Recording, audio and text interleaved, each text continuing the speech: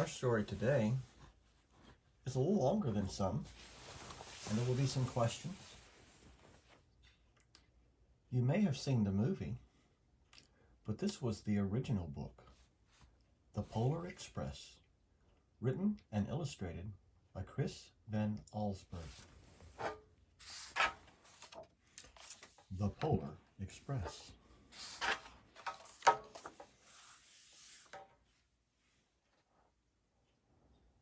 See if we can get that shine to go away.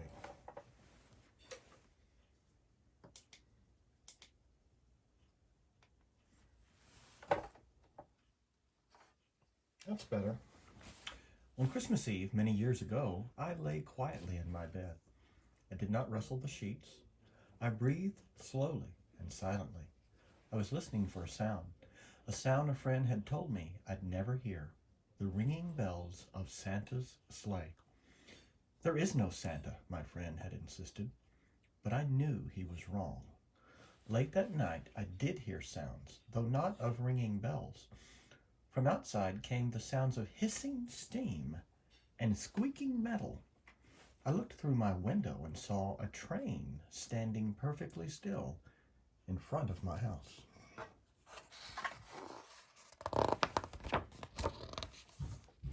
It was wrapped in an apron of steam. Snowflakes fell lightly around it. A conductor stood at the open door of one of the cars. He took a large pocket watch from his vest, then looked up at my window. I put on my slippers and robe. I tiptoed downstairs and out the door. "All aboard," the conductor cried out. I ran up to him. "Well," he said, "are you going?" "Where?" I asked. "Why, to the North Pole, of course," was his answer. "This is the Polar Express." I took his outstretched hand, and he pulled me aboard.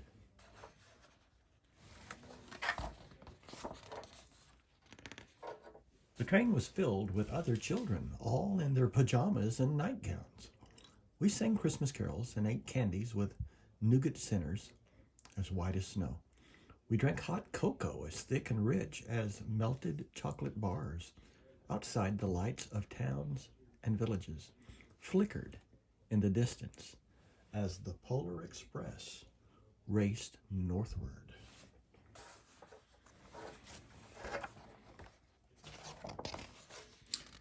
Soon there were no more lights to be seen. We traveled through cold, dark forests where lean wolves roamed and white-tailed rabbits hid from our train as it thundered through the quiet wilderness.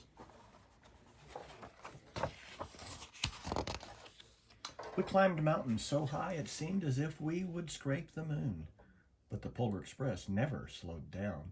Faster and faster we ran along, rolling over peaks and through valleys like a car on a roller coaster.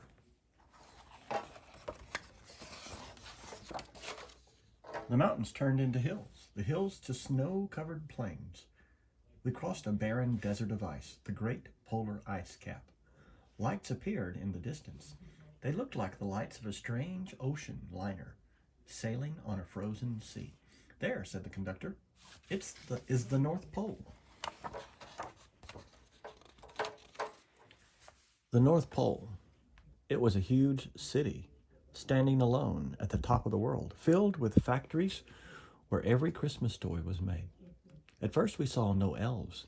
They are gathering at the center of the city, the conductor told us. That is where Santa will give the first gift of Christmas. "Who receives the first gift?" we all asked. The conductor answered, "He will choose one of you."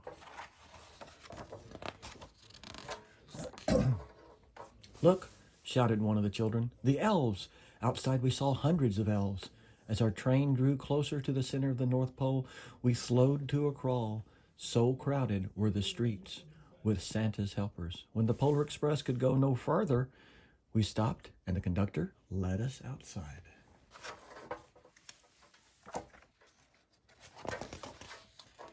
We passed through the crowd to the edge of a large open circle. In front of us stood Santa's sleigh. The reindeer were excited.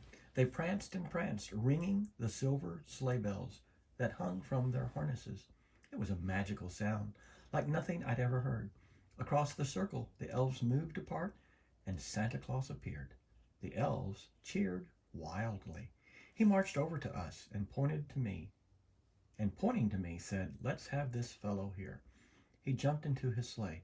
The conductor handed me up. I sat on Santa's knee, and he asked, "Now, what would you like for Christmas?"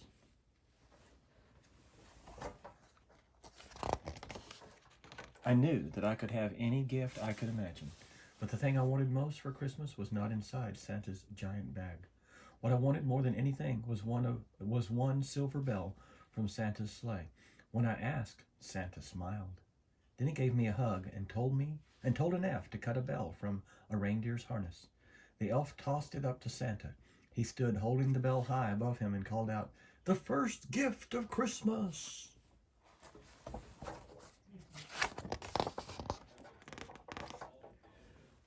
A clock struck midnight. As the elves roared their approval, Santa handed the bell to me, and I put it in my bathrobe pocket. The conductor helped me down from the sleigh. Santa shouted out the reindeers' names and cracked his whip. His team charged forward and climbed into the air. Santa circled once above us, then disappeared in the cold, dark polar sky.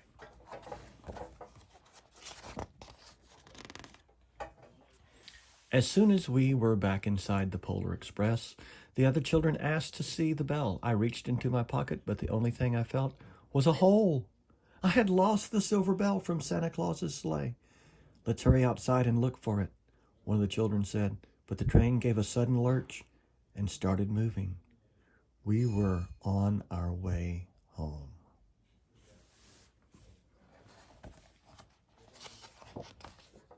It broke my heart to lose the bell. When the train reached my house, I sadly left the other children. I looked at my doorway and waved goodbye. The conductor said something from the moving train, but I couldn't hear him. "What?" I yelled out. He cupped his hands around his mouth. "Merry Christmas," he shouted. The Polar Express let out a loud blast from its whistle and sped away. On Christmas morning, my little sister, Sarah, and I opened our presents. When it looked as if everything had been unwrapped, Sarah found one last small box behind the tree.